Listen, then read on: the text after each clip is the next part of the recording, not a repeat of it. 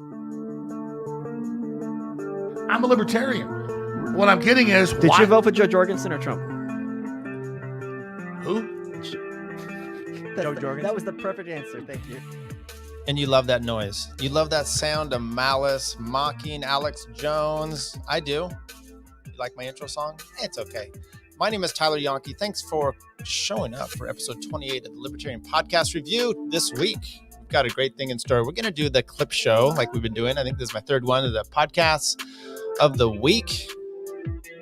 We got a bunch of big lineups going on. Let's take a look at who we have going on. Episode 28, the F.E.D on the Power Hour. Fact check this podcast with Justin Campbell and Adam Nutter, featuring Adam Nutter. Peddling Fiction, the Super Spreader event with Robbie Bernstein.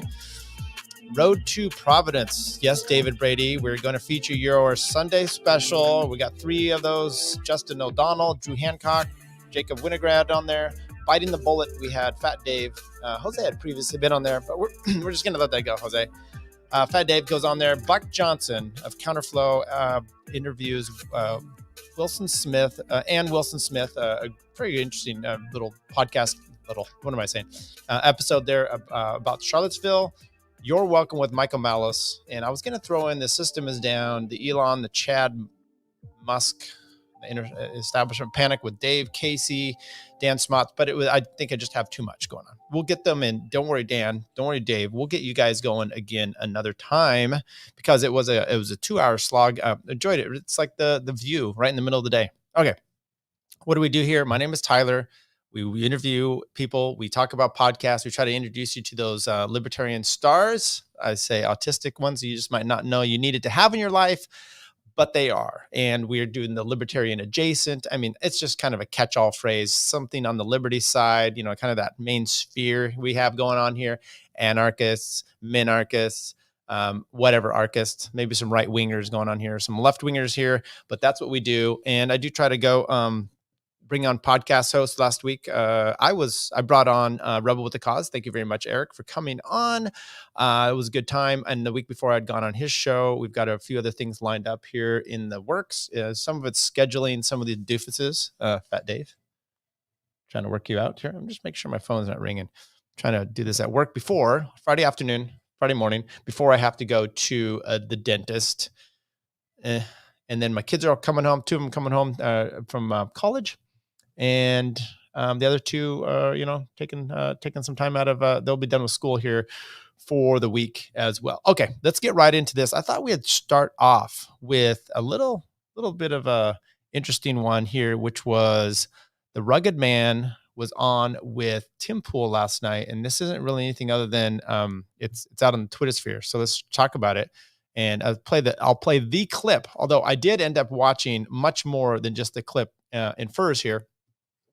I did watch much more than just the 2.5-3 minute little segment here, but I thought we'd talk about this segment first because it was somewhat interesting. And if you watch the whole thing, Tim's did a little rebuttal and he's like, look, this is all out of context. And I'm like, if you actually watch the whole thing, it's the whole episode is maybe even worse than just this because R.A. the Rugged Man appears to be a white man. Thornburg, I think is his original name, or Thorn, something like that.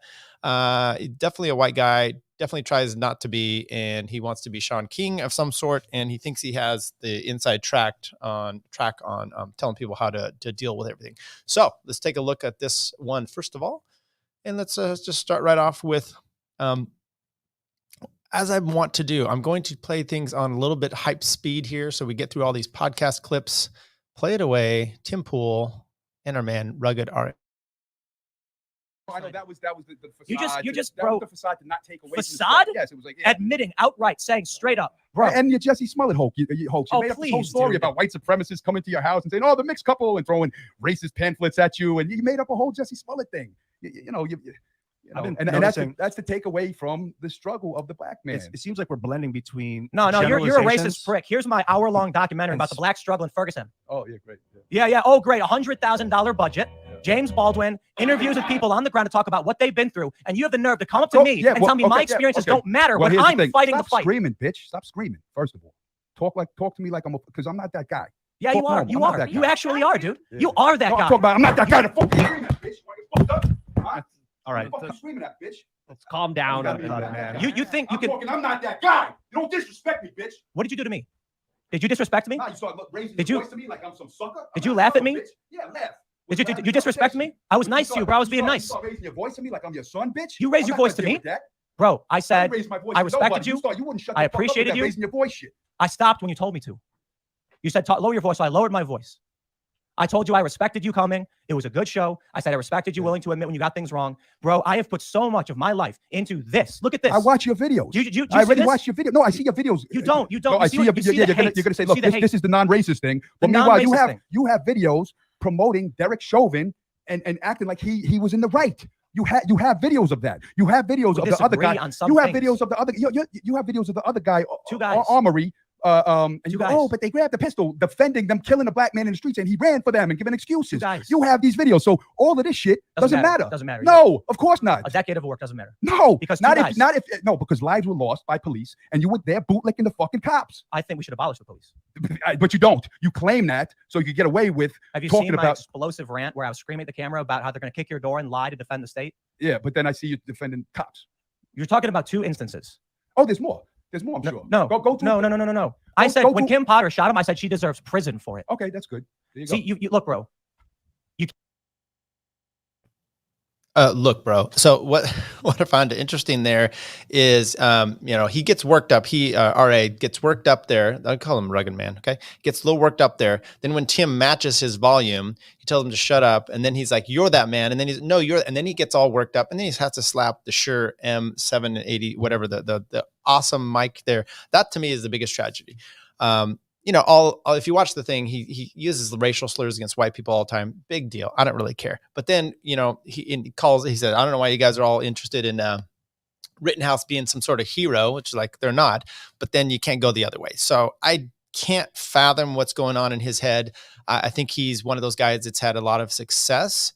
And so, his words should mean a lot to everybody. But the reality is they don't mean much more. But that's what it is. And I just tweeted out there today that I said that maybe I'll have to find the actual tweet though, that, you have this Sean King wannabe out there and he's more detrimental and dangerous to culture than Nick Fuentes. And by the way, I'm not defending Nick Fuentes. I think him, much like your mom, is probably hotter than you, but you're still both garbage. That's what I'm stating out there. Okay, what about what's the next one we have? Let's get right to it. This was Tower Power Hour brought on Flat Earth Dave, F.E.D, Fed, huh? I think so. Flat Earth Dave on the show, and he caused quite the stir. Matter of fact, I see if we can actually see what the it's not showing me the numbers. I was going to see if we could see how many views that actually got. It was almost 3,000 as of last night. So obviously they're doing quite well with the views on the show. But let's start off with clip 1. This is your favorite globe. What's your favorite proof of the globe? That's what Fat Dave says. What's his name? Flat Earth Dave, as he starts in. Let's start off in this episode, Tower Power. Can I ask you what your favorite proof of the globe is? Let's see. Proof of the globe. One, probably like horizons. Two. Wait, let's start with one. There's one guy. The round guy. Can I ask you what your favorite proof of the globe is? Of flat water should see a physical horizon at just 3 miles away, because the drop would be 6 feet at 3 miles. So you shouldn't be able to see the surface of the water beyond that. But in reality, we can see much farther than that. So horizons on a flat Earth are optical. It all depends on weather conditions and many other factors. But on a globe, they're also optical, except there has to be a physical horizon at some point. And we can see too far. So not getting too technical, and then I'll throw it back to you guys. And I know we want to keep this nice and light. The radius of our Earth, they tell us, is just under 4,000 miles. That's from the center to the surface. So if this is the radius, here's our curve where my fingertips are. Okay, we can see things so far away with today's super zoom cameras and telescopes, infrared lenses, that we would require a radius of over 270,000 miles to be able to see that. So either the Earth is a gigantic ball, which still doesn't make sense, or it's flat.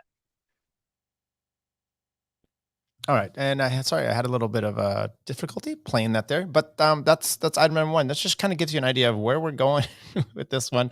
And the next one we're going to jump through. I would encourage you. It's a bit of a longer episode, but go through it. You had Toad, Anarcho Toad. You had King Tower Cole, and you had Reed came in and joined. And by the way, the chat is if you could do the live replay on the chat, that might be the best, because there's just a bunch of people in there of his supporters, Flat Earth Dave supporters.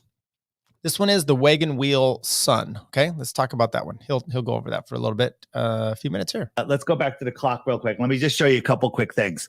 So the sun goes around once a day. Wherever the sun is, it's noon. So it's noon in Western Australia right now. And as it goes around, if I speed it up, you'll see that the sun.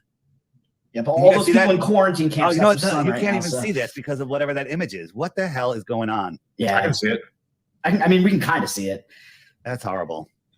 If you're not using your phone because you're not very poor, upset. you know. No, I'm not. No, I'm not using the phone. I know I look the poorest, but Only it's intentional so I don't get mugged. What image are you seeing behind? Hold on a second. It's a Well, we see the clock, but then we see, I don't know what the image is behind that, to be honest. something like Jack. I don't know. How about that? Is it gone now? Nope. No. Is it gone? Wait, so now? does the Earth like tip in the seasons? Is that still true? It's just not a globe. All right. So no, it doesn't. But It doesn't. Okay. let me see if I can. Well, right, because the Earth, you know, as we're told, it's on an axis, right? Which Can is you why see? Correct. Can you see the two yellow circles? tilted axis? Yes. So the Yeah. outer yellow circle is the Tropic of Capricorn, and that's where the sun is heading right now. This is at December 14th right now. In a week, it'll be completely over that, and that's when it's our winter, but Australia's summer. You can see it just went directly over Australia because it's over Johannesburg, South Africa. They're having their summer. Central America is having their summer because the sun is directly above them. The inner yellow line is our summer. That's the Tropic of Cancer. If I move it in 6 months, in June, it's over there, and it's hot in Miami because the sun goes right over Miami. It's hot in Mexico, in Southern California, because the sun goes directly over them. And So the sun moves, not the Earth. the sun moves in and out as it spirals in and out. 6 months out, 6 months back in. Now, this is provable that it's the sun that's moving because its rate of day and night should, like when it's moving farther away, the sunrise and sunset should move farther apart or closer together equally, but they don't. In December, if you look at a chart, you'll see that the sunrise starts coming in earlier, and the sunset remains the same or vice versa. That's impossible unless something is changing speed. And in the globe model, nothing's changing speed. It's just moving around. The tilt is just moving around. But Oh, I didn't have, it might be an echo in there on the recording, unfortunately. I don't think it makes a difference as to what he was saying. It's all about the same shit. Let's go to the next one. Space is fake and gay, and we are underwater. Now, you should note that one of his big deals is about horizons and that we are completely on flat because water, surface tension, can't account for, it would just water would flow off if it wasn't for this. And so it can't be on a globe. Water would flow off. Their surface tension isn't strong enough to deal with all of this, even though the Earth is big. So therefore, just keep that in mind because I think it comes out kind of what he says here at the end. Let's go to this one. Space is fake and gay. all right, Dave. I don't know how much you probably. I think you said you had to leave at what 9:15 or 9:15 Central. If you have a couple other quick questions, I'll hit them up. So is there an atmosphere like above us, or is that bullshit? The second law of thermodynamics says you can't have high pressure next to no pressure without a sealed container. The globers will say, well, the gravity is holding it down and it gets thinner and thinner and thinner until it's so thin that there's space. That's nonsense. It doesn't work. Yes, there can be density gradients, but you need a container to have pressure. You can't have air pressure without a container. So space does exist. There's no air in space. I don't believe that at all. I actually believe that what's above us is probably water.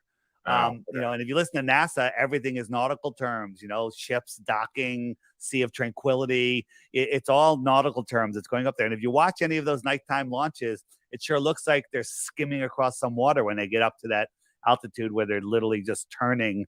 It looks like they're skimming across something thicker. But Again, we don't know because we're not up there, and it's all speculation at this point.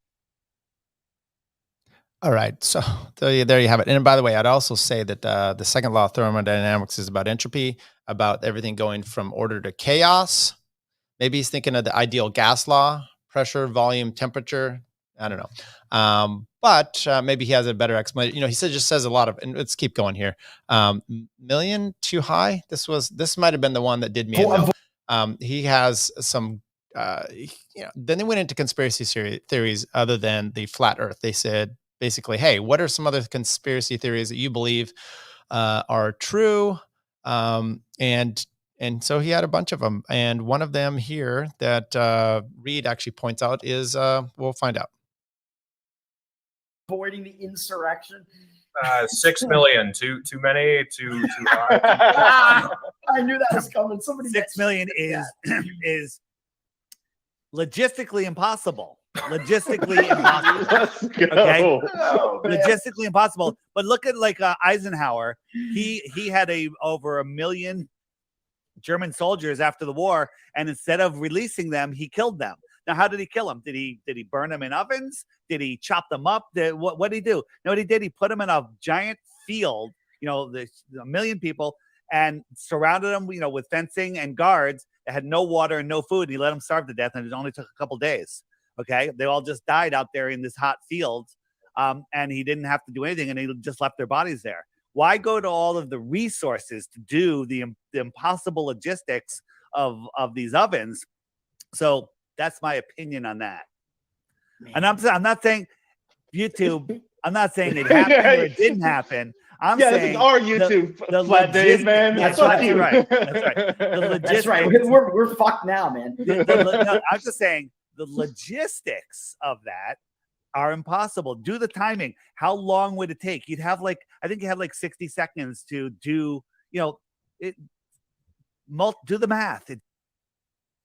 Do the math. So let's do the math. 6 million or million. Eisenhower had 1 million out in a field, and they starved him in 2 days. So 1 million people, just some guards in a fence, 2 days to starve them all. It takes a few weeks, possibly, to starve a person to death. Now you have 1 million out there. How many of those are going to turn to cannibalism when starvation happens and a few die? Probably a few of them. They're going to actually perpetuate themselves. 2 days to starve them all when you can use that's go check that episode out. It was fascinating. Let's turn to a different form of comedy, and this is my friend Justin Campbell has a show. It is called Fact Check This Podcast. He's also on with Peddling Fiction, which we'll get to another episode here in a little bit as well, but he's not going to be on with that one with Johnny Profita. This is him with Adam Nutter, a comedian. He has his own show as well. I suggest you check that out. And we're going to do a few topics here because Adam kind of nailed it on this one. We'll start out here with Genie rape. When I say he nailed it, that this is exactly what I'm talking about. Genie rape with Adam Nutter. And you're like, oh, this is going to be good, from the inception. I like that bit. And then there's some where you're like, I think this is funny. Let's see where it goes. And I've been working on this fucking dumb genie joke for a year, more than a year probably. And sometimes it gets a laugh, but I'm trying to essentially say genies are cool with rape, but not making you fall in love with a person because that's one of their rules, which is psychotic to me. So genies have 3 rules, right? Genies have 3 rules. It's you can't raise the dead, they can't kill someone, and they can't make you fall in love with someone, right? So theoretically, you'd be like, oh, can I just fuck that person? Asshole. You know what I'm saying? So I'm trying to say that without saying genies are cool with rape, but it's kind of been a struggle. Just because there's no good way to say that, the genies are cool with non-consensually. Yeah, and the whole point of the bit is that's fucked up. What are their morals? That's their morals. But no one's getting past that part. it's just kind of. And at that point, it would just be more beneficial if the genie would just make her fall in love with you. And Justin, I don't think that's part of the rules, so I don't think she could do that. So maybe we could crowdsource that one out, and everyone could kind of let Adam know your jokes for genies. And there you go. The next little segment we are going to do here is the two of these guys still going on. And they get a little bit more into some serious stuff. But this one is doing comedy and avoiding comics on your own podcast. Once again, Adam Nutter and Justin Campbell. You talk to where they ask you a question, they're really just waiting for you to finish so they can tell you their answer. Like they don't really care. That's what open mics are. That's all it is. It's like the first 3 comics who go up to open mics, people are listening, and then that's it. That is it. So I'm like, so my argument to Neil all the time I was like, but why would I waste so much fucking time out of my night for free to go hang out with my friends that I'm just gonna see the weekend anyway because we're doing a show? You know, it's like, and like get no real feedback from this. Because like I could go up to an open mic and tell a material, and I would probably bomb because no one's listening to me. And then, but so if you're a young comic and you might have a great joke, and you go 2-3 open mics with shitty comics who don't give a shit, and then that joke that would legitimately be funny, you might never ever even try to be like, oh well, no one left 3 times I went. I'm like, yeah, because comics are scumbags. We're the biggest fucking scumbags in the entertainment industry. You know what I'm saying? Like they're all the selfish fucking cunts. Everybody, all of them. So it's just like I don't really benefit a lot. And there are some open mics where they actually get like a real crowd, and those are worth doing, 100%. It's just I don't know. I'm just having such a sour taste in my mouth from open mics from just doing comedy so long. Honestly, that's my take at open mics. So on that talking about like other comics, it was really funny when you were on with Josh Smith talking about how like when y'all would try to bring other comics on with both of us and have conversations with them, and then they're just like not funny at all. What is that like interacting and engaging with them like outside of their sets and stuff like that? Like, so yeah, so for like if people who watch the Cult of Us listen to Cult of Us, like we rarely have on guests. Rarely. It's usually just Neil, myself, and Jesse, our producer, who's a comic. He's kind of the unofficial third mic of the show, right? We would have on, friends of ours who are very funny on stage, like very fun. Like they're not funny. They're very funny comics. And then we're like, hey, come on the podcast. Like let's hang out and shoot the shit. Cause we're very much like not as funny as Legion of Skanks, obviously, but like that's, we're just hanging out. We're riffing on shit. We're just comics joking around, making fun of ourselves. And then they come on and they just be sitting here like waiting for like a question to be like, we're not interviewing you. Who do you think you fucking are? You think Bill Burr? Like, fucking make a dick joke and fucking jump. And like more than half, like couldn't just jump in and riff with us. Like they would take things like seriously, or like just not be funny, or be quiet, or be expecting to be like an interview, and like they want to be like they're fucking like, dude, we don't care about what you got going on. Like the whole point is to come on here, riff with us. If people find you interesting, then they're gonna look out for you. And like, yeah, of course, plug your shit. Like when we do plugs, but like just be funny. It's all. And like so many people just come on and sit there like blank. All right, and he does go on to tell a story about one of his friends that came on there with clown makeup, and he came on there with clown makeup on, and they're like, "Oh, sweet, it's gonna be some sort of gag," and he never actually got to tell him the story, and he's like, "No, I just had it on for something else, and I forgot to take it off." And they're like, "Dude, you got to roll with it, right? Go with it." Which reminds me, I went out with a girl once, met her online. She had one eye, and I'm like, I'm going to have to do this. I'm going to have to go ahead and, who am I to, if something happened to me, I'd still want to go on dates. So I go on a date, go and meet this girl, and she's got one eye. And I'm like, okay, so maybe we have a conversation about it. It doesn't happen. Having coffee, it's continuing on. It doesn't happen. About 30 minutes, 40 minutes into this, she's like, oh, sorry about my eye. And I'm like, here we go. Finally going to find out this story. And she points to her good eye, and she's like, it's all bloodshot. I was up late last night. And pan face. And I'm like, what about this other one? What happened? Why are we not talking about it? And then you're pointing to the good eye. Point is, I went out and did not go out again. It just, eye aside, it wasn't happening. That's all it is. Okay. This one I labeled as not a pussy. And I think this is really good info. And I'm going to actually play a clip that I had with Rebel with the Cause. Eric kind of saying some of the same stuff here, but Adam talking about kids, and well, let's just get to it. Dude, I'm telling you, that shit Bill's character makes you not a pussy. Like, so I have a theory that the young generation you see today are the children of like Generation X, pretty much, right? Yep. And I feel like Generation X is the generation of helicopter parenting. So like they always kind of taught so Gen Z is kind of Gen X's fault. So Gen Z has always been taught like to look to authority to solve a problem. Like there was like because the parents were so on top of everything, they were always like, oh, I'll handle this for you, Billy, or I'll handle this for you. Oh, I'll talk to that teacher for you. Oh, I'm gonna get that kid in trouble for making fun. So it's always because they're so fucking restricting. So I think that gets taught to these kids. So these kids, instead of just handling something themselves and not just getting offended over everything, they look to an authority figure to like solve this problem for me. He made fun of me. It's their fault. But we didn't have that. Like I'm technically a millennial, right? It's I think 1980 to like fucking 92 or 3 or something, or 6 or 5. It's like it's too. I think the 84 or 85 to like 92 crowd, or not even like the 90 crowd, is kind of we're our own thing. Because like I'm not like the 1980 millennial, but I'm not a fucking 95 kid. Like I was born in 86, so I grew up remembering all of the 90s. Like I lived with a conscience the whole time in the 90s. If you're born in 94, you don't remember the 90s, so you're 99 maybe. You're not a 90s kid. Like I'm a legitimate 90s kid. Like yes, you are, Adam, and you do a good job. This is a similar thing. I just was on with Eric, Rebel with a Cause, and I said something very similar. And I've been thinking about this for a while. So I don't know. Maybe Adam brought this up himself. Maybe Adam saw me with Eric. Here we go. I totally agree. And the more you go down that route, like me personally, I'm the same way. We have, I live in an end of a cul-de-sac, and we are very good friends with all of the neighbors, or at least acquaintances, and can try to communicate. And that's really it kind of being that man in a sense. And if there's an issue, you just go and address it.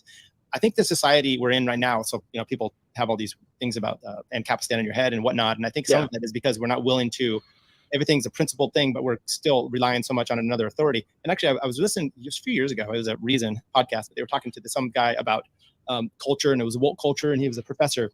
And he mentioned how he believes like the bullying, the bad side of the way the bullying has overdone it, right? Which is you have all these kids, and you always have an authority. It doesn't matter who hit for who first. You're always both in trouble. Yeah. And the kids are needing someone to report to, either tattling on, or an adult is always going to make the decision and the final judgment for him. So you've got the society of people that just need that, in a sense, not used to making the decisions on their own.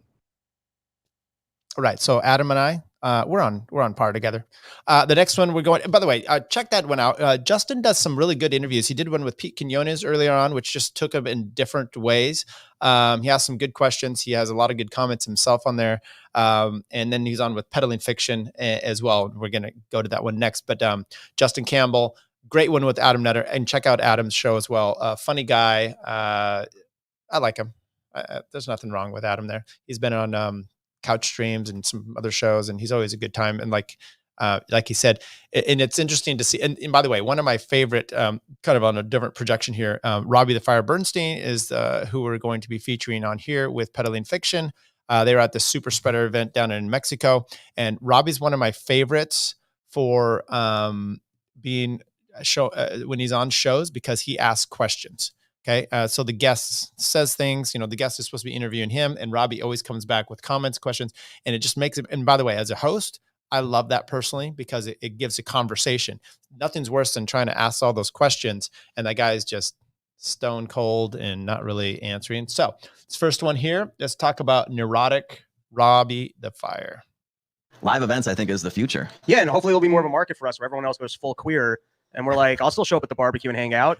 And then other people will be like, who's this one group of people that will show up to the middle of Mexico and hang out? And they start realizing we got a better life strategy and mentality, and we'll convert them. Yeah. Yeah. And thank you guys so much for coming down, by the way. Like I realize it's kind of a tall order to go to a different country, hop on a plane, drink their water and get sick.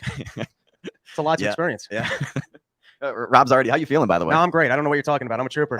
We're on air right now. I'm a bold man. Water's not going to offend my stomach. Excellent. Yeah. But no, it is nice to be around people where, like, I'm always a little apprehensive when I meet people for the first at a bar or something. I'm like, can I talk about this stuff? Can I actually explain? I like to get right into it. I just like to start with Hitler was right. Let me explain why. Right? There's Jews running the Fed now. You got to understand what they did to our country. I like to get right into it. Well, you can get away with that because you're actually Jewish. Are you not? No. You just pretend to be? Why would you do that? Does that work for you? You get more investors? Yes, people do trust me with their money. You got a chill vibe. I feel like I trust you with anything. Yeah. You could have a bolt with a hole in it. Be like, nah, it's fine. I'd be like, all right, let's do it. That comes from being down here. I'm telling you, like, you are even more of a neurotic Jew than I was anticipating. And like I was like, you better be worried. Like, he's a little weird about stuff. And like last night, you were already like bouncing around.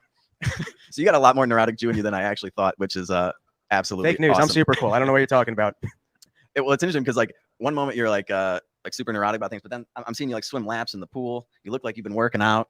Well, I just try and keep the crazy down, you know? Okay, So you got to keep pull-ups, busy. Prison workouts, that's what I do, yeah. Also, when you're a member of the gay AIDS community, you got to keep in shape. That's right. Good stuff. Next one we have Robbie once again talking about other stuff. About not is this one not wearing a mask? I think this is the one we have of that. Get a few shots of this one. Look, Robbie the Fire, you gotta love him. I think he's a pretty good co-host there with his man Dave Smith.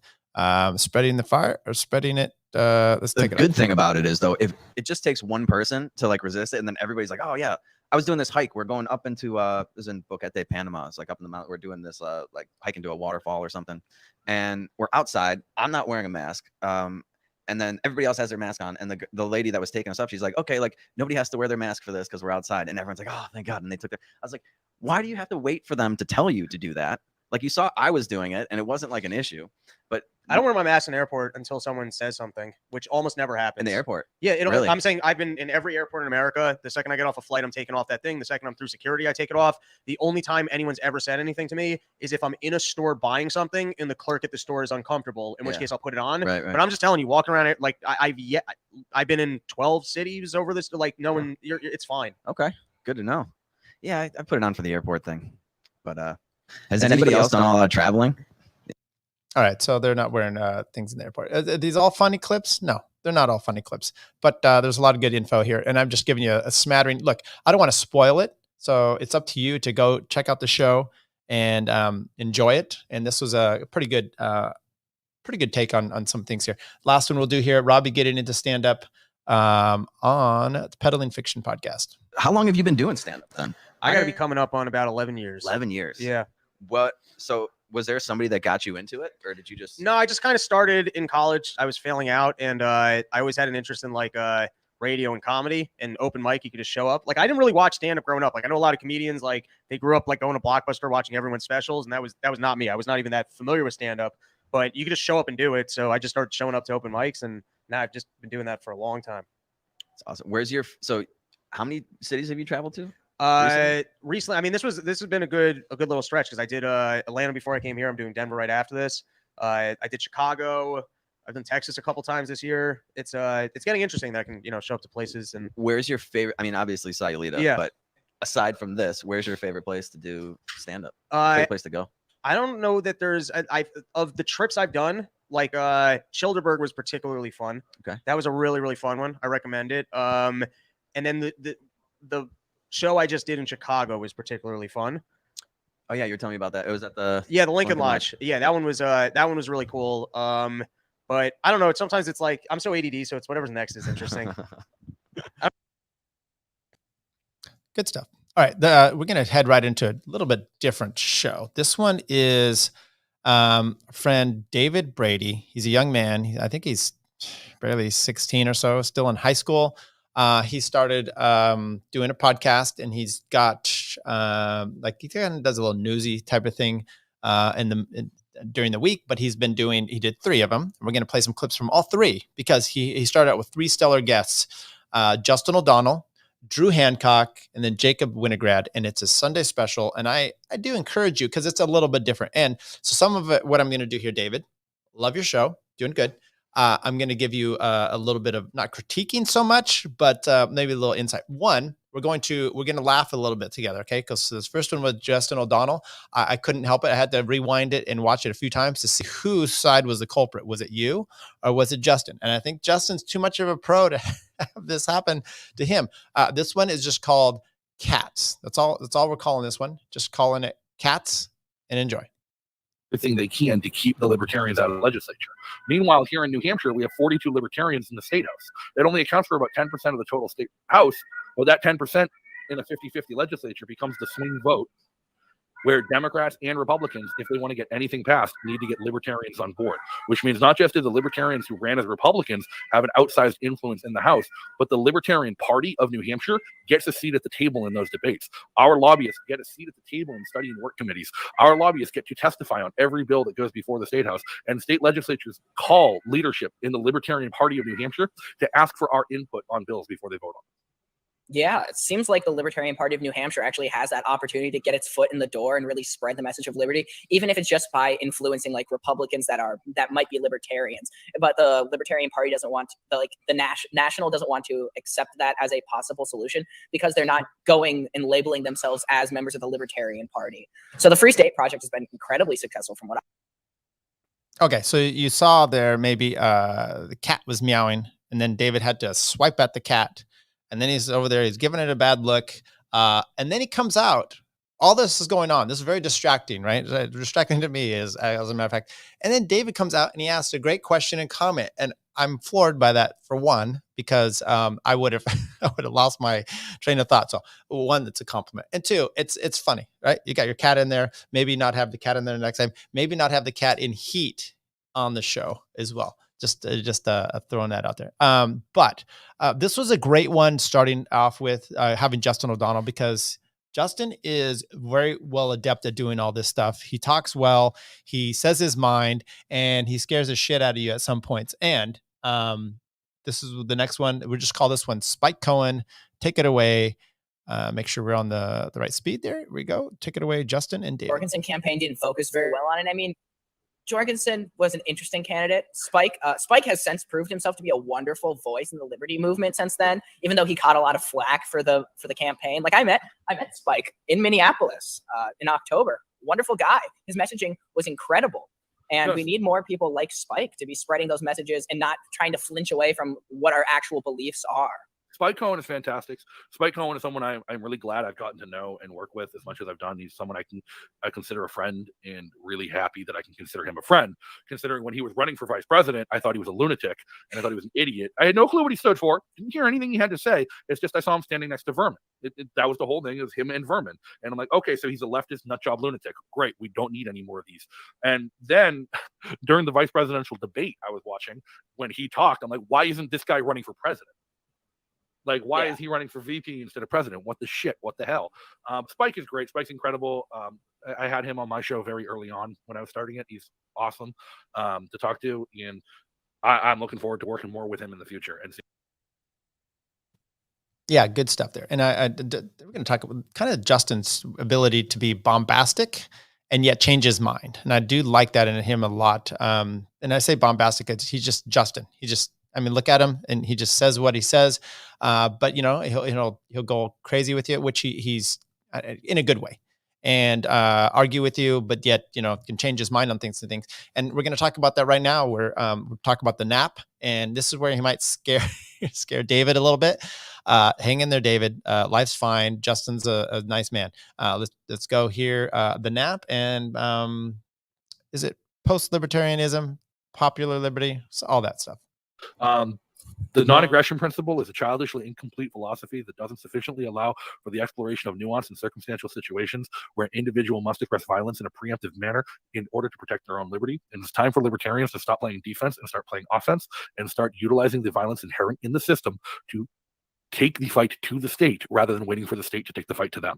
Because if we're only playing defense, we will suffer and lose. And unless we play offense, we will not be able to eliminate the state's ability to hurt us.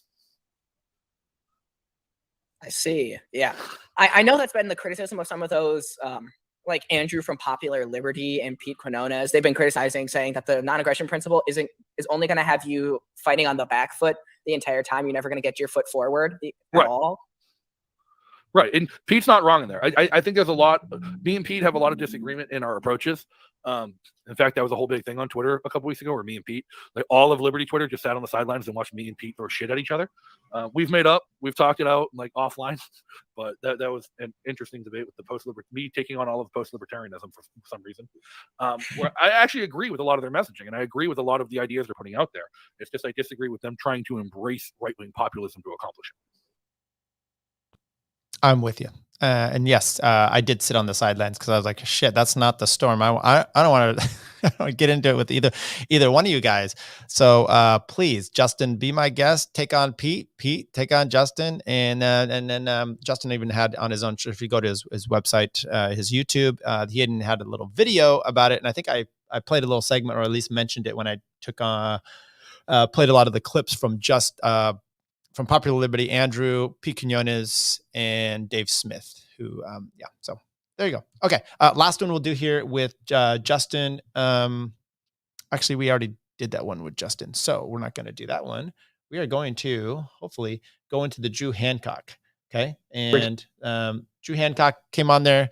I thought this one was actually pretty cool because it was a little bit of a different take because Drew Hancock is a little bit closer in age to David than perhaps I am. Definitely. I mean, I have kids older than I have one same age as Drew and one probably the same age as David. So I thought this was a little bit more of an interesting thing. Let's start off right away with them talking about kind of the origins. And I love what Drew ends up doing here on this one, where once again, he does the thing where he kind of pushes it back and asks some questions himself, which was actually great because we got a little insight into David as well. Take it away.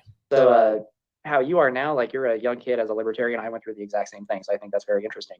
But my dad was a Ron Paul supporter during his 2 runs. So the later one in 2011 and 2012, I would overhear stuff on the TV. Ron Paul and my dad would repeat Ron Paul's points. And I thought they always kind of made sense. And then I turned 13 and I was like, well, I'm getting pretty old now, so I better start learning about politics. And I started looking back. Hey, my dad liked that Ron Paul guy. Let me listen to him. And yeah, he basically radicalized me. And from there, I kept listening to more stuff. I was a big Stefan Molyneux fan for a little while back when he was still like a hardcore ANCAP. And it was.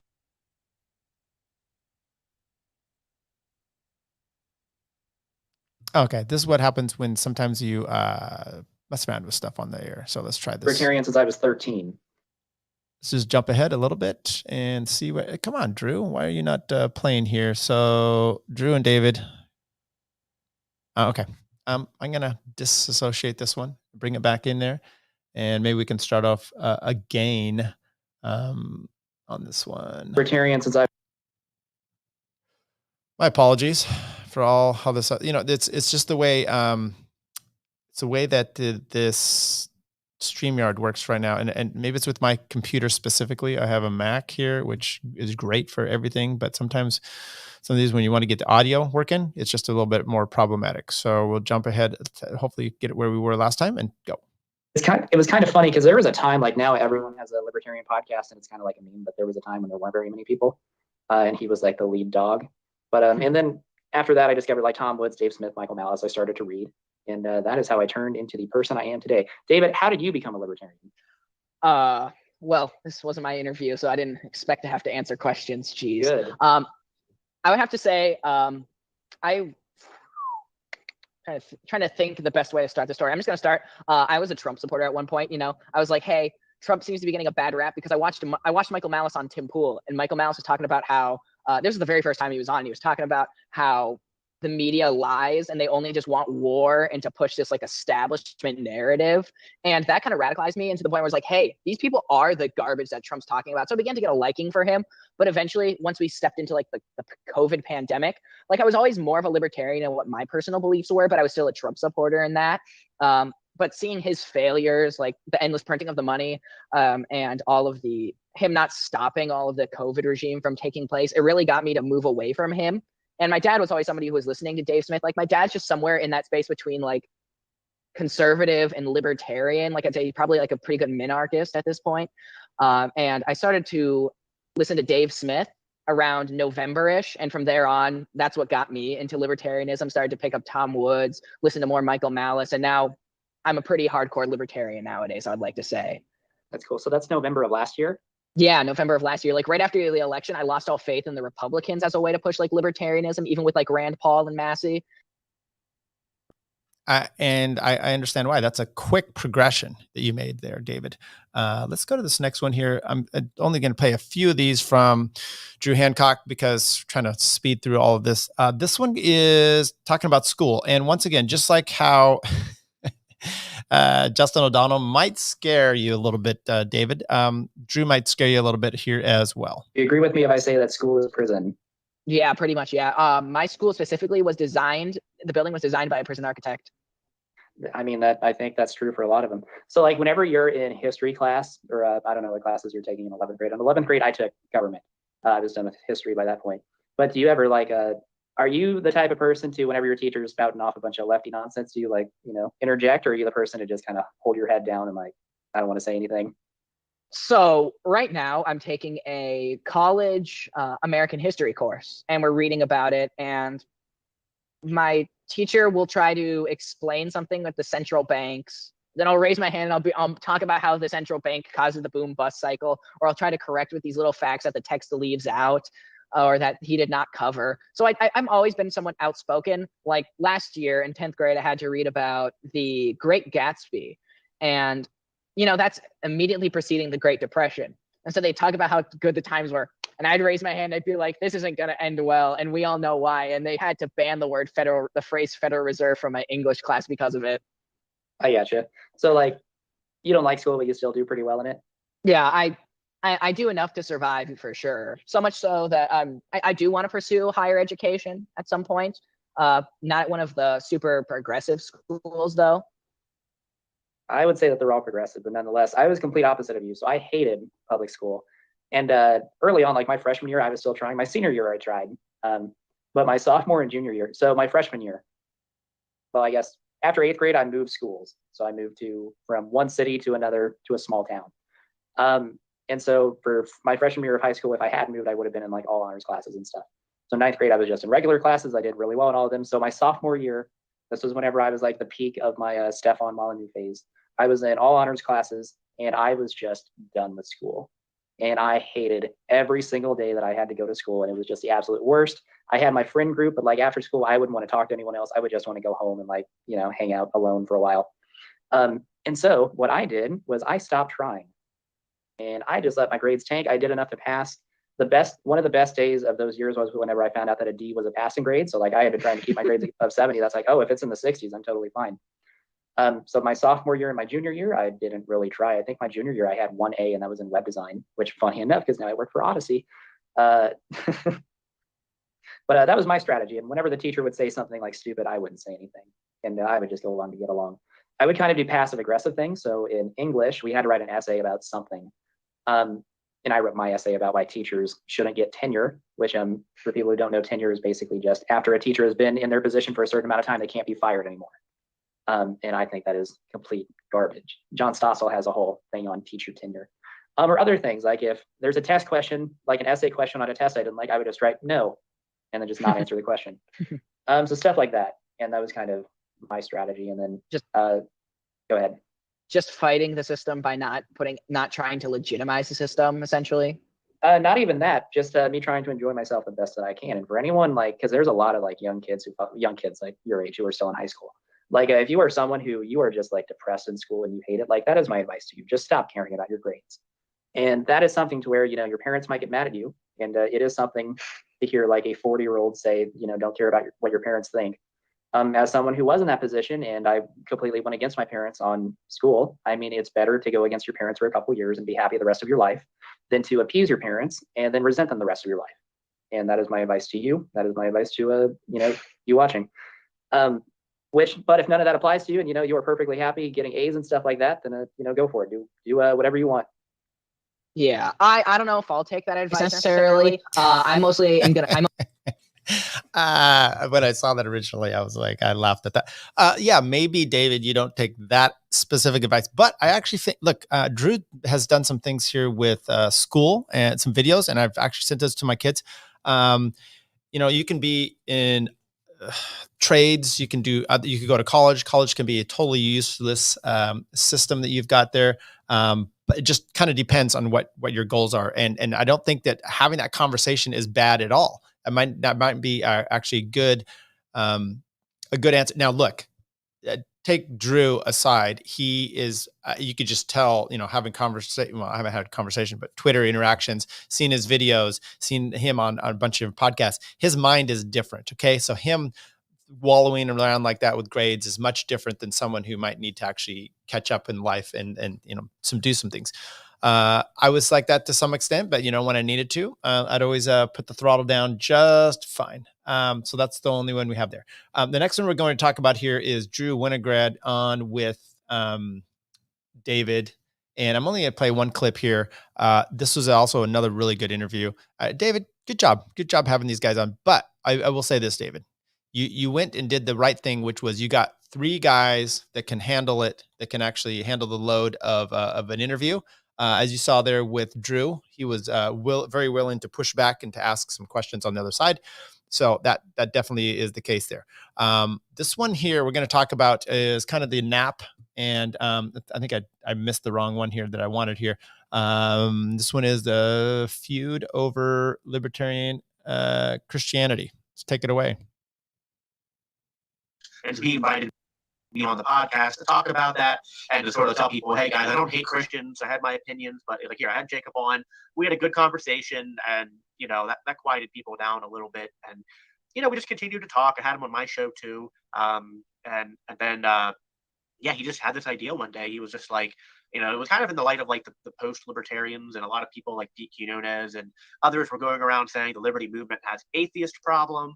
And so he kind of created this podcast, format, the Capitalist Communion, to be a roundtable between two Christians and two atheists. So it's me and Reed, and then there's Will Bell and Liam, what's his last name, McCullough. And we're all kind of like in the same circles as far as like either members of the Mises Caucus or sort of at least Mises Caucus friendly.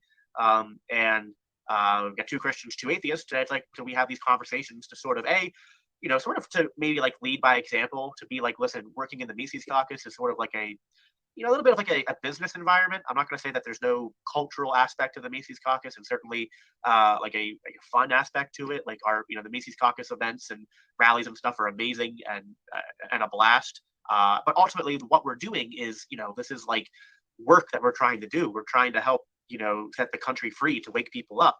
And it's not conducive to our job if we are spending a lot of time fighting with each other. The idea behind, take some water quick. The idea behind the Mises Caucus, and David Hines, who's on the XCOM, has said this brilliantly, so I just usually quote him rather than trying to say it in my own words. The Mises Caucus was founded on the idea of putting to bed the 20% we disagree on and focusing to build a coalition to focus on the 80% we do agree on. Okay, so that wasn't exactly the one I wanted here, but we're going to be just fine with that one as well. I thought I would play one more of David and Jacob on the nap and kind of Christianity. And then we'll be done with David's thing. And then David, I have a few parting words for you there. But this one, once again, Jacob and David on the nap and Christianity. More so refusing to initiate the use of force on people to achieve your social goals, and more so the belief that you should be able to convince these people without the use of force and or violence in order to try and get to these desired social ends in your mind. Yeah, that's certainly part of it. Insofar as a Christian, I want to affect the culture. I know that persuasion and leading by example and planting seeds in people is ultimately more effective than trying to force them to do something against their will. And so there's maybe a utilitarian argument there. I would also say that the Bible, Old and New Testament, when read together, would also say that there's a moral failing when one does such things as well. So even if one could make, and usually I take the route that libertarianism is both utilitarian and morally superior. So it's not either or, it's both. And in the same sense, I'll say that the Bible, I think, takes both a utilitarian perspective and a moral perspective on using coercion to make people comply. All right. And there might have been a little echo in there once again because the system sucks. Okay, let's go to a completely different one. This was Fat Dave Cole on Biting the Bullet. Typo and Luke, I believe their names are. And we will get to, this is going to be a completely different type of interview than you just saw there because it's Fat Dave, and he has no morals and or structure of anything else. But good podcast. These guys had Jose on a few weeks ago as well, which I really enjoyed. So let's tuck it away. This is the Betty Hot White. And funny. They had some random ones when we went on their show, and I was just like, what the fuck? Like, who asked that question? Did I ask the question today in there? I said, would you rather be sexually attracted to a 16-year-old or 96-year-old? Because either way, you're fucked. Yeah. Well, how old is Betty White now? I could say I'm sexually attracted to Betty White. Ooh, that's okay, true. right? Yeah, let's see Betty White. She's got to be right up there. I bet she's in her 80s. She's born in 1922. Jesus. So she's. I can't do that math. So. Oh, she's 90. She's 99 years old.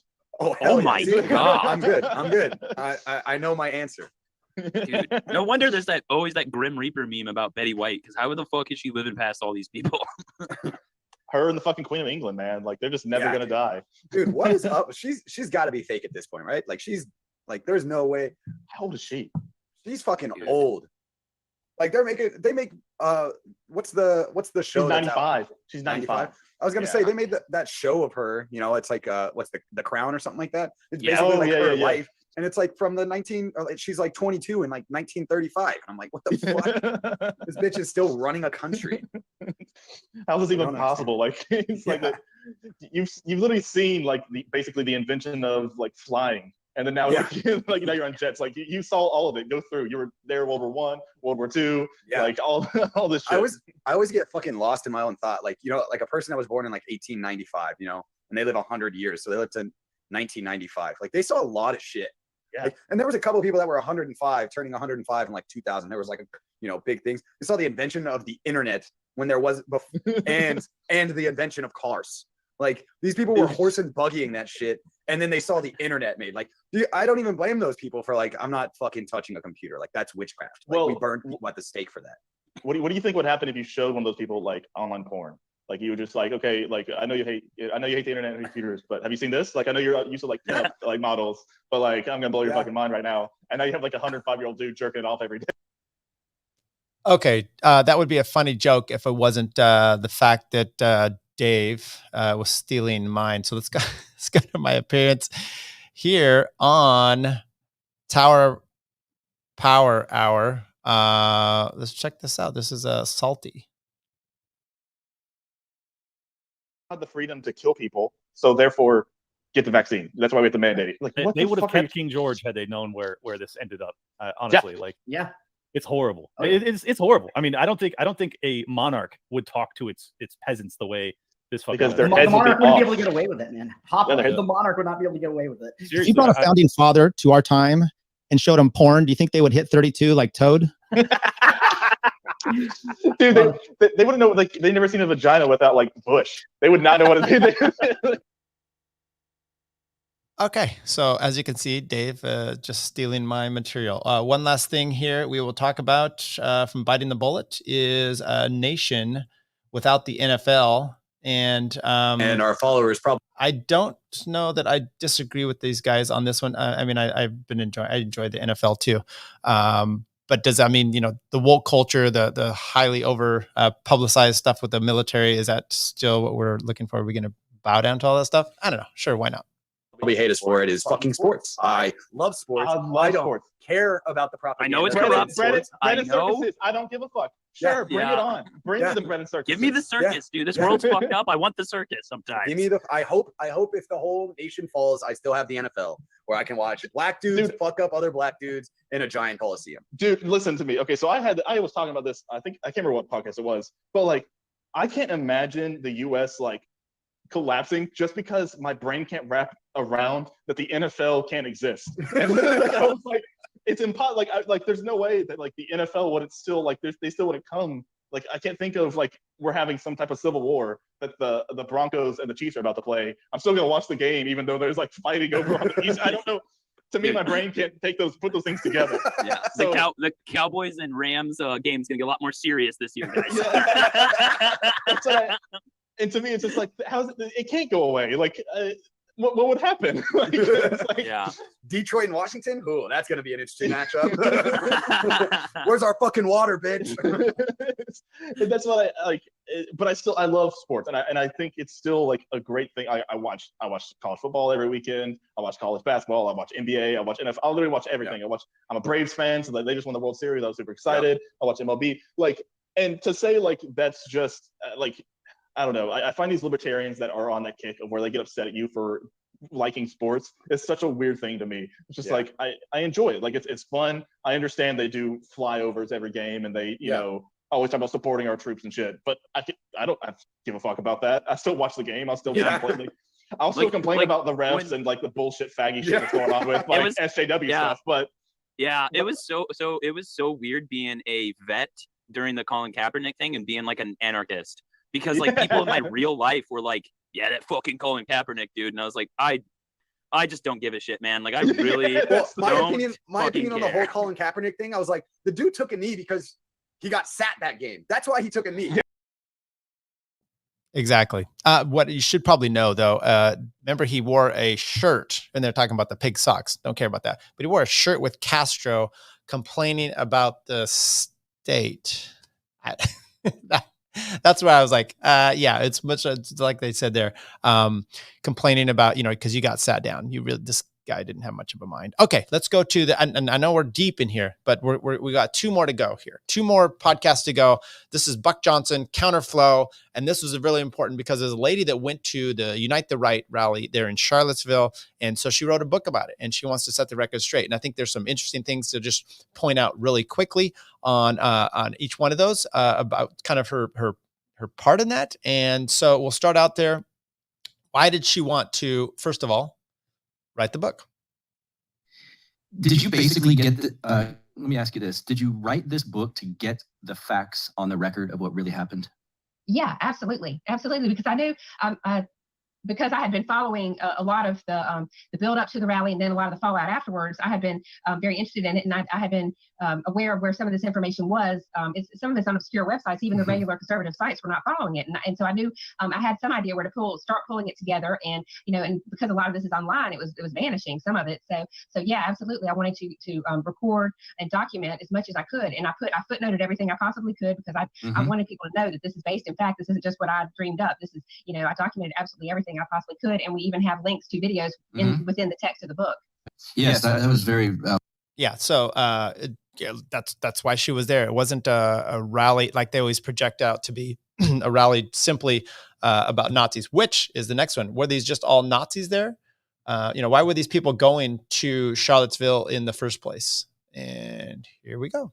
This myself after reading your book, but I want to ask you if you could pinpoint the biggest, let's say, most glaring issue that caused the shit to hit the fan in Charlottesville. What would you say it was?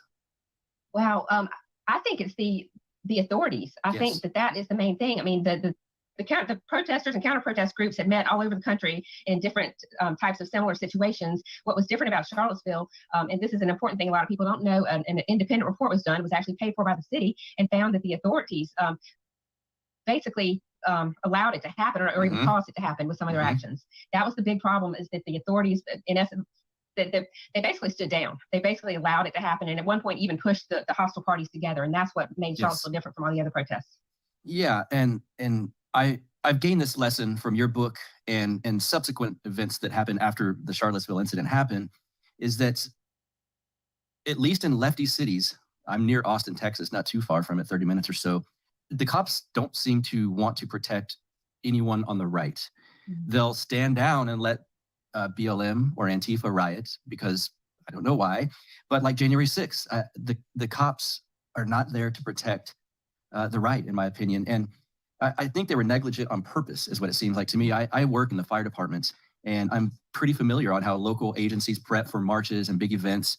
And something that a lot of people don't realize, they might say, well, it can't be some conspiracy. All the cops would have known. They don't all have to know. It's very compartmentalized, and there's just a few people that have to be in on something to make sure it filters downward without even mentioning a narrative or a political opinion. They know what. There's people in charge of certain segments that know what to do and what to say to basically what it looked like there is stand down, so to speak, or like you mentioned, push the opposing groups into this small area. Can you talk about that part of it as far as the two groups getting pushed into a smaller, filtered through a small exit, as it were? Oh, yes. Well, the park was in the middle of downtown, and the entrance was kind of messed up. There was people being there's a shuttle plan, but the shuttle was people were being dropped off a few blocks away from the park and had to walk through a gauntlet. And some people did. There were some groups that got together and marched almost in a column down the street. And so the entrance, there were a lot of injuries there. And then after the unlawful assembly was declared, we're in a park that's surrounded by counter protesters who are throwing things in. The riot police began to move in, and they pushed. Well, they threatened. They told everyone that if they didn't disperse, they would be arrested. People trying to leave. It's into the hostile crowd. Then the riot police started pushing people into the street. They had to leave or be arrested. They started pushing people into the street, and that's when a lot of the chaos broke out. Does it feel like just? We're not gonna let you hear that part. The last one we'll get to here. And by the way, this is a really good interview. He went. Obviously, he Buck had read the book, and then he was asked some really pointed questions. And I thought the one that we played there, where he talked about his own experience with the fire department, was very telling, because he's an evil guy working for the government. No, Buck is it kind of has some of that inside knowledge there about how things work when the city's planning stuff, and that was really interesting. And the fact that they funneled all these together has been kind of a big deal, which has been overlooked. Okay, last one we'll get to is here. Were they all Nazis at the rally? Were they all Nazis at the rally? Probably, or maybe not. What percentage of the conversations that you had and heard would you say were, for lack of a better term, Nazi-like or racist? You mean while I was there? Yeah, because everyone's going to say, well, not everyone, but a lot of the narrative is this was a bunch of basically like Klan members at a thing.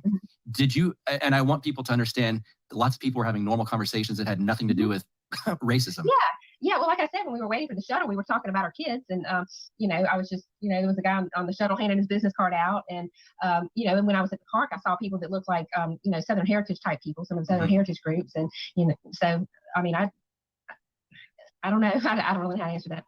One of the things I've learned from Charlottesville, January 6th, and things of this nature is that I think if you're on the right, you have to be clever, quieter in your planning, more tactical, under the radar, I would say, if you want to fight the regime, or if you've got some plans at taking local control over a government or something like that.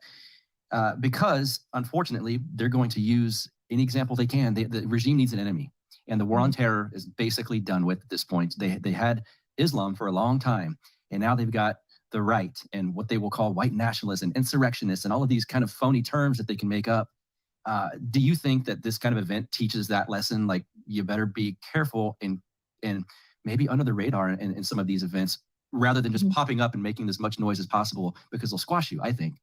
Yeah, I think a lot of people who were involved with that have not done rallies again since, or they're much more cautious about the way they do them, because I mean, they know the media is going to spin it and make it look like you're, if there's any fighting, it will be blamed on you. They're not going to be friendly. They're going to paint you in the worst possible light, no matter what you do. So you've got to be aware of that and prepare for that.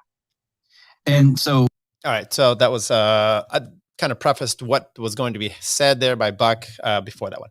All right, let's get to the next one. This is Michael Malice has on Glenn Beck on his "You're Welcome," and I thought there'd be. It was a good. Look, I'm a fan of Glenn Beck. There's a lot of faults he has, but I think there's some good stuff he has in there as well. And this one is, I think this is why I enjoy him. Is if you ever watched his old stuff, it was mostly humor, and you're like, Glenn Beck humor? Yes, trust me. There's a really good. I actually have a CD here somewhere with some of his old stuff. It's fantastic.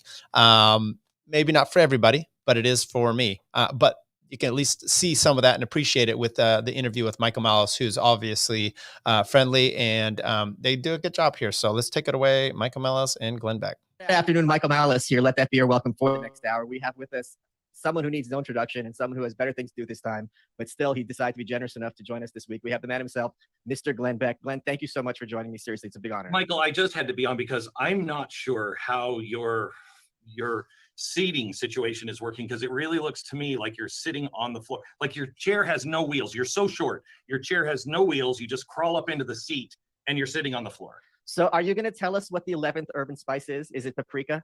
Oh, really? We're headed there right now. Okay. Do you know what's on the floor? It's literally Alexander Hamilton's autograph on the floor. And to my left is Robespierre's autograph. Like, this is what a disaster my house is. Wow. You're a big collector as well. Yeah. You're a big Wizard of Oz fan. What are some of the coolest things, before we get serious, what are some of the coolest things that you have in your collection?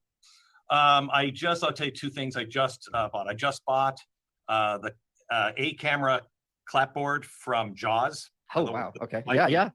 I just acquired the American Comedy Award for, Mel Brooks, his partner. Blazing Saddles? No.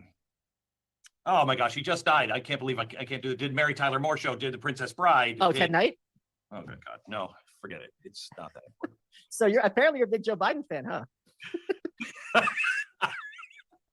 My boss, the thing. Yeah. Pudding. Okay, so Carl Reiner is, I think, who he's talking about there. So anyway, good joking back and forth. The next one we're going to play here is Jonah Goldberg and Stephen Hayes leaving Fox, and what's Glenn's kind of understanding of that? He said he didn't really know anything about it, but I thought that was it's somewhat interesting because, you know, he's kind of in that world. He had worked at Fox, and it was interesting. Okay, here we go. Story of Jonah Goldberg and Stephen Hayes leaving Fox News. You obviously left Fox many years ago to very successfully found The Blaze, which is a thriving network. What was your reaction to their kind of leaving on such bad terms? I have to tell you, I didn't follow it. Oh, wow. But I didn't follow it. Tell me, fill me in. Well, basically, Jonah and Stephen Hayes said Fox has become like a propaganda machine, that they're not holding Trump accountable, that they're full of crap. Fox is saying, we weren't going to renew your contract anyway. You guys are a couple of dinosaurs. No one cares what you think. Tucker Carlson especially went very hard in the paint against them and said, you know, you guys are just butthurt that no one's giving you attention and that you're a relic of, you know, years gone by. So Jonah Goldberg has been a friend of mine.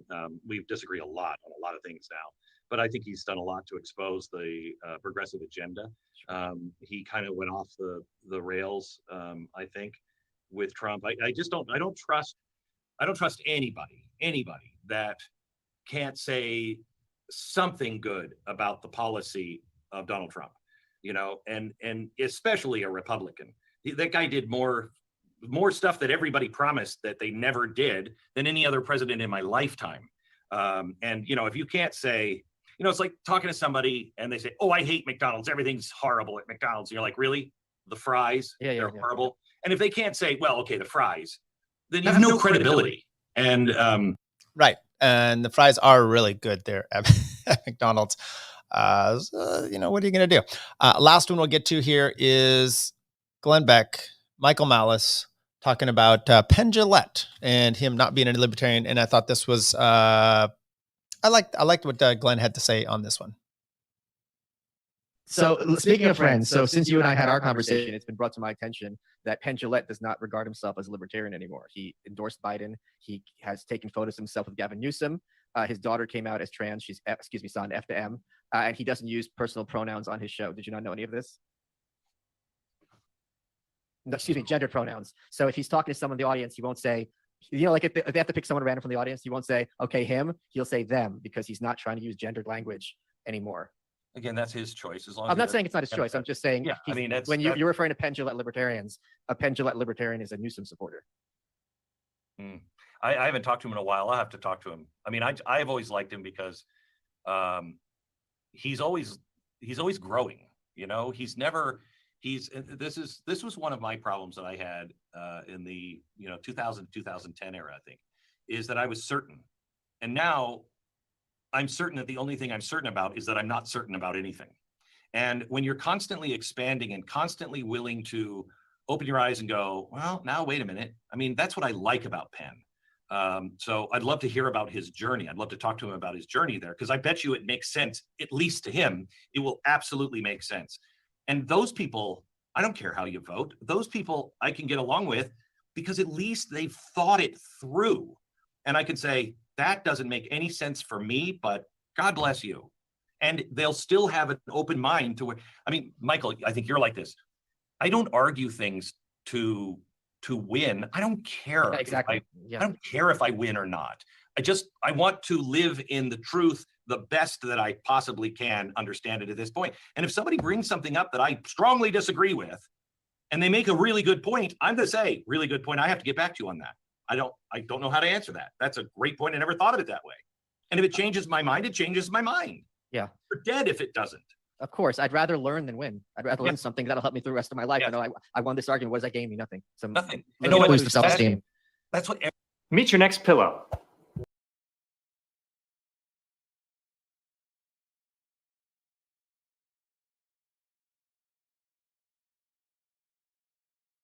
God damn it, the mic went off there. Sorry, that's your next pillow. I thought that's what we have in the clips. I thought I would end there with that because I think it's really important. And then it's going to be just my. I'm going to say this mostly to David. I watched David Brady. I watched your podcast and I really enjoyed it. And I see you're taking on the mantle of the libertarian stuff, the Mises Caucus. I think that's wonderful. It's once once though, just like Glenn Beck and Michael Malice said, it's perfectly fine to be changing your ideas, ground them in something, right? So I would encourage you to continue your reading, continue your studying, and understand the real world situation that comes in. One of the best things I ever did on a lot of things, even when I was a conservative, was like I decided to pen out to myself why I was a conservative. Well, you've really got to start thinking about there. And it's more along the lines of why, and now, once again, why I'm a libertarian. If you watch my episode 1, I kind of break that down. And it is more like why I am rather than why I'm not X or why I'm not Z. And that's a lot of people, they're voting because it's Trump. You know, I'm voting against him or I'm voting against Biden. How about what you believe in and have those strong thoughts and feelings and moving forward there. And then I think it's going to be much better. So you can take some of these things in, you wonderful people that you podcast list, hosts that you really enjoy online, and they're telling you something, you believe in it. It's not a problem to disagree with a few things here. I'm sure you could disagree with some of the stuff I believe in, and that's perfectly fine. And why? Because you are going to take the vote, not the vote. You're going to take the thoughts yourself. You're going to take those books, those ideas in, and you're going to make them yours and make them sense to you. Because making sense to you is the best thing that you can do on any of this. Anyway, episode 28. I appreciate an hour and 15. A lot of clips here, people. Hope you enjoyed them. We're going to get back to some of this. I'm going to be having on a few people here in the future. I'm hoping to have on Top Lobster and Cole. We're going to talk sports. Anybody that likes sports? Sports ball. Have a good weekend, everybody.